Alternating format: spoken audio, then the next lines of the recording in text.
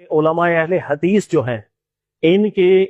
کچھ خصوصیات آپ لاکھ اختلاف کریں، آپ کر سکتے ہیں، کرنے کا حق بھی رکھتے ہیں، لیکن چند چیزیں ایسی ہیں کہ جو علماء اہل حدیث ہیں انہوں نے یہاں پر کی انقلابی صورتحال پیدا کی بر صغیر کے ماحول کے اندر۔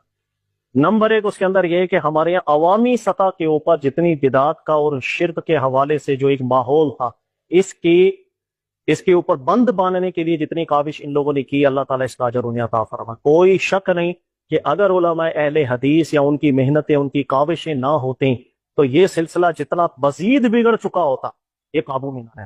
تو یہ کریڈٹ دینا چاہیے کہ ان کے ذریعے سے اور ان کی بھرپور محنت کے ذریعے سے یہ بدعتیں ہیں یا شرکی افعال ہے جو ہمارے یہاں، اس کی روک تھام میں بڑا فائدہ ہوا ہے۔ دوسری چیز علماء اہل حدیث کے حوالے سے میں ذکر کر دوں کہ ایک جسے کہتے ہیں نا تقلیدی ذہن کا خاتمہ، یہ ان کے لیے اللہ تعالیٰ ثواب دے اور مستحق کرے، اس میں کوئی شک نہیں کہ ہمارے یہاں جس انداز کے اندر بر صغیر کے ماحول میں تقلید کا عنصر بیٹھا ہوا تھا اس کو توڑا۔ ہمارے یہاں بدگمانی بھی لوگ اکثر کرتے ہیں نا کہ بھائی وہ یار یہ شاید ابو حنیفہ کو نہیں بات، ایسی بات سب کی عزت اور احترام کرتے ہیں، آپ کبھی بیٹھے بات کریں، ملاقات کریں، کتابیں پڑھیں، ایسا نہیں ہے کہ وہ علماء کی عزت نہیں کرتے یا مجتہدین کرام کی قدر نہیں کرتے۔ ایک پیٹرن ہے وہ جس کو فالو کرتے ہیں کہ اگر کسی کی بات، چاہے وہ مجتہد ہے، چاہے وہ محقق ہے، امام ابو حنیفہ ہے، امام شافعی ہے، امام مالک حنبل ہے، رسول اللہ صلی اللہ علیہ وسلم کے بعد سیکھی بھی بات اگر دلیل میں کمزور نظر آتی